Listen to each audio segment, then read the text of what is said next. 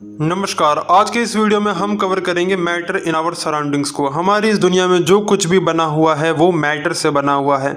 Matter क्या होता है? एक ऐसी चीज़ जो कि ऑक्यूपाई करती है स्पेस को और उसका कुछ मास होता है। यानी कहने का मतलब है कि कुछ जगह लेता है और उसका कुछ मास होता है। मैटर जो है बहुत ही छोटे छोटे पार्टिकल से बना हुआ होता है। ये जो पार्टिकल्स होते हैं इनके बीच में स्पेस होता है और ये जो है कंटिन्यूसली मूव करते रहते हैं। और ये जो मैटर के जो पार्टिकल्स हैं ये एक दूसरे को अट्रैक्ट भी करते हैं। जो मैटर के पार्टिकल्स हैं इनके ऊपर क्वेश्चन आ जाता है इनकी प्रॉपर्टीज़ को लेकर, तो वो डिस्कस कर लेते हैं। जो पार्टिकल्स होते हैं मैटर के उनके बीच में स्पेस होता है। एग्जाम्पल के लिए जब आप नमक को पानी के अंदर मिलाते हैं तो नमक गायब हो जाता है। इसके पीछे का रीज़न है कि जो वाटर था उसके अंदर ऑलरेडी स्पेस मौजूद था और उस स्पेस की जगह पे जो सॉल्ट था वो जाके फिल हो गया। इससे होता क्या है कि पानी का जो लेवल है वो भी नहीं बढ़ता है और सॉल्ट उसके अंदर डिजॉल्व हो जाता है। पार्टिकल्स जो है कंटिन्यूसली मूव करते रहते हैं। इसके पीछे का रीज़न है पार्टिकल्स के अंदर काइनेटिक एनर्जी होती है। काइनेटिक एनर्जी एक ऐसी एनर्जी होती है किसी भी बॉडी की जो कि उसके मोशन के चलते होती है। कहने का मतलब है आपने बॉलिंग कराई अभी, ठीक है, अब बॉल जो थी उसके अंदर कोई एनर्जी नहीं थी, लेकिन जब आपने बॉल को फेंका तो बॉल मोशन के अंदर आई, यानी बॉल के अंदर अभी काइनेटिक एनर्जी आ चुकी है। अगर हम टेम्परेचर इंक्रीज करते हैं तो पार्टिकल्स की स्पीड भी इंक्रीज कर जाती है। मैटर के जो पार्टिकल्स होते हैं वो एक दूसरे को अट्रैक्ट करते हैं। इसके पीछे का रीजन है फोर्स ऑफ अट्रैक्शन। सबसे ज्यादा फोर्स ऑफ अट्रैक्शन देखने को मिलता है सॉलिड के अंदर, इसी वजह से वो बिल्कुल हार्ड होता है, then liquid and then gas. States of matter एक इंपॉर्टेंट और इजी टॉपिक है। हमें पता है कि 3 स्टेट्स ऑफ मैटर होते हैं, सॉलिड, लिक्विड और गैस। सॉलिड के अंदर जो फोर्स है बहुत ही ज्यादा होता है, लिक्विड में वीक होता है और गैस के अंदर बहुत ही कम इंटरमॉलिक्यूलर फोर्स होता है। सॉलिड में मॉलिक्यूल्स के बीच का जो फोर्स है बहुत ही ज्यादा होता है, इसका मतलब उसके बीच में स्पेस बहुत कम होता है। वहीं लिक्विड में थोड़ा बहुत स्पेस हमें देखने को मिलता है और गैस के अंदर तो बहुत ही ज्यादा स्पेस होता है। सॉलिड की जो है डेफिनेट शेप होती है और कुछ वॉल्यूम होता है, वहीं जो लिक्विड है उसकी डेफिनेट शेप नहीं होती है। आपको पता है पानी की कोई शेप नहीं होती है, लेकिन उसका डेफिनेट वॉल्यूम होता है। कहने का मतलब है कि आपके पास पानी था, आप उसको जिस कंटेनर में डालोगे वो उतना ही रहेगा, राइट है ना। ऐसा नहीं होगा कि वो चेंज हो जाएगा उसका वॉल्यूम। अगर आपने 1 लीटर पानी को डाला है तो वो 1 लीटर ही रहेगा ना, ऐसे चेंज तो हो नहीं जाएगा। पर जो गैस होती है उसका कुछ डेफिनेट शेप या फिर वॉल्यूम नहीं होता है, वो चेंज हो सकती है। सॉलिड की हाई डेंसिटी होती है। डेंसिटी होता है बेसिक मास बाय वॉल्यूम, ठीक है, कितने वॉल्यूम पे कितना मास है। सॉलिड का मेल्टिंग पॉइंट और बॉइलिंग पॉइंट दोनों ही हाई होता है। लिक्विड की बात करें तो डेंसिटी कम होती है और मेल्टिंग पॉइंट और बॉइलिंग पॉइंट भी कम होता है। वहीं गैसेस के अंदर डेंसिटी बहुत कम होती है और मेल्टिंग और बॉइलिंग पॉइंट की तो बात ही नहीं होती। सॉलिड्स को इजीली कंप्रेस नहीं किया जा सकता, लिक्विड को कंप्रेस किया जा सकता है और गैसेस तो बहुत ही ज़्यादा कंप्रेसिबल होती है, यानी गैसेस को तो आराम से कंप्रेस किया जा सकता है। सॉलिड फ्लो नहीं करते हैं, लिक्विड फ्लो करता है और गैस भी फ्लो कर सकती है। और ये डायग्राम है जिससे कि इलस्ट्रेशन आपको समझ आ जाएगा। आइए आपसे कुछ क्वेश्चन पूछते हैं जिससे कि साथ के साथ आपका रिवीजन भी होता रहे। आपको जो है तीनों प्रॉपर्टीज बतानी है मैटर की, जो कि इंपॉर्टेंट क्वेश्चन भी एग्जाम के अंदर आ सकता है। अगला क्वेश्चन है मैटर क्या होता है। अगला क्वेश्चन है कि 3 स्टेट्स ऑफ मैटर जो इनके बीच का डिफरेंस बताइए। और यहाँ पे क्वेश्चन दिया है जिसमें आपको pencil, ice, water vapour, steam, water, milk, oxygen, tree दिया है।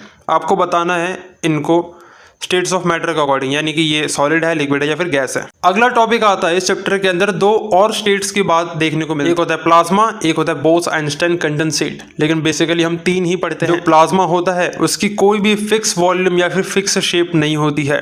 प्लाज्मा के बीच में जो पार्टिकल्स की स्पेस बहुत ही ज़्यादा होती है। प्लाज्मा जो है एक अच्छा कंडक्टर है इलेक्ट्रिसिटी का, क्योंकि इसके अंदर आयंस प्रेजेंट होते हैं। एग्जांपल के लिए sun, stars, lightning, fluorescent lamps, auroras. Auroras जो है बेसिकली वो प्लाज्मा ही होता है जो कि स्काई के अंदर हमें ग्लो करता हुआ दिखता है। आपने ऐसा कुछ देखा होगा किसी एनिमे सीरीज में या फिर किसी कार्टून में, या मे बी इन रियलिटी, जो कि शायद मैं नहीं मानता आपने देखा होगा। बोस-आइंस्टाइन कंडेंसेट की बात करें तो इसको जो है प्रेडिक्ट किया गया था सत्येंद्र बोसनाथ और एल्बर्ट आइंस्टाइन द्वारा, इसीलिए इसका नाम जो है थोड़ा मिक्स करके है। अच्छा, बोस-आइंस्टाइन कंडेंसेट बनता कैसे है? जब किसी भी गैस को बहुत ही ज़्यादा कूल किया जाता है बहुत कम टेम्परेचर पे लाके। एग्जाम्पल है सुपर फ्लूइड्स, जो कि हीलियम 4 एटम गैस है। ये जो गैस होती है ये हवा से भी हल्की होती है और इसका इंडस्ट्री के अंदर काफ़ी यूसेज है, आप चाहे तो सर्च कर सकते हैं। मैटर अपना स्टेट बदल सकता है। एग्जाम्पल के लिए आपके पास पानी है जो कि लिक्विड है, जब आप उसको फ्रीज करेंगे तो वो बर्फ़ बन जाएगा, यानी कि सॉलिड। आपके पास बर्फ़ थी, बर्फ़ को गर्म करेंगे तो वो लिक्विड बन जाएगा। आपके पास लिक्विड था, लिक्विड को गर्म करोगे तो वो इवेपोरेट करके गैस बनने लग जाएगा, यानी कि वाटर वेपर बनने लग जाएंगे। अच्छा, वाटर वेपर जब ठंडा होगा तो वापस लिक्विड बनने लग जाएगा, जो कि कंडेंसेशन कहलाता है। बात करते हैं इफेक्ट ऑफ टेम्परेचर की। टेम्परेचर से क्या फ़र्क पड़ता है? जब भी हम हीट बढ़ाते हैं, हीट बढ़ाने से पार्टिकल्स को और एनर्जी मिलती है और उनकी स्पीड जो है बढ़ जाती है। इसी काइनेटिक एनर्जी के चलते जो पार्टिकल्स हैं अपने फोर्स ऑफ अट्रैक्शन को तोड़ देते हैं और एक नया स्टेट ऑब्टेन कर सकते हैं। मेल्टिंग पॉइंट क्या होता है? मेल्टिंग का मतलब पिघलना, वो टेम्परेचर जहाँ पे सॉलिड जो है पिघलने लग जाए लिक्विड बनने के लिए एट एटमॉस्फेरिक प्रेशर, इसी को बोला जाता है मेल्टिंग पॉइंट। अगला आता है बॉइलिंग पॉइंट। बॉइलिंग पॉइंट मतलब उबलने लग जाए, जब लिक्विड जो है उबलने लग जाए एटमॉस्फेरिक प्रेशर पे, इसको बॉइलिंग पॉइंट बोलते हैं। Latent heat of fusion. Latent heat का मतलब होता है हमें कितनी हीट चाहिए, ठीक है, हमें 1 किलोग्राम सॉलिड को लिक्विड में बदलने के लिए जितनी हीट चाहिए उसी को लेटेंट हीट ऑफ फ्यूजन बोलते हैं। लेटेंट हीट ऑफ वेपराइजेशन क्या होता है? हमें कितनी हीट चाहिए 1 किलोग्राम लिक्विड को वेपर में चेंज करने के लिए, इसी को बोला जाता है लेटेंट हीट ऑफ वेपराइजेशन। आइए कुछ क्वेश्चन पूछते हैं। आपको टेम्परेचर से क्या फर्क पड़ता है पार्टिकल्स ऑफ मैटर के ऊपर, इसके बारे में बताना है। अगले क्वेश्चन में पूछा है मेल्टिंग पॉइंट और बॉइलिंग पॉइंट क्या। बात करते हैं प्रेशर से क्या फर्क पड़ता है। आप किसी पार्टिकल के ऊपर प्रेशर लगाते हैं तो होगा क्या, प्रेशर लगाने से पार्टिकल्स बहुत ही पास आ जाएंगे।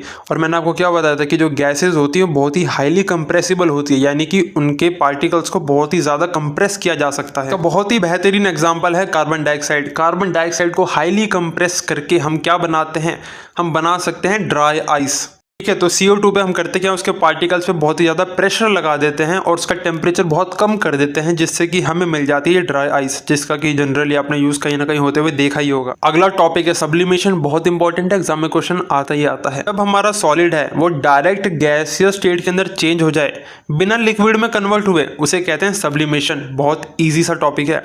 एग्जाम्पल के लिए नेप्थलीन बॉल्स होती हैं या फिर कैम्फर होता है, अपना कपूर हो गया, ठीक है, जिसे हम अमोनियम क्लोराइड भी बोलते हैं। अब यहाँ पे एक आपको ट्रायंगल जैसा फिगर दे रखा है जिसके अंदर जो है कन्वर्जन समझाया गया है और ये ट्रायंगल आपको बनाना आना ही चाहिए। तो सॉलिड लिक्विड गैस का रिलेशन दे रखा है, जैसे सॉलिड से जब लिक्विड बनता है तो मेल्टिंग होती है, लिक्विड से गैस बनता है इवेपोरेशन होता है, गैस से लिक्विड बनता है कंडेंसेशन होता है।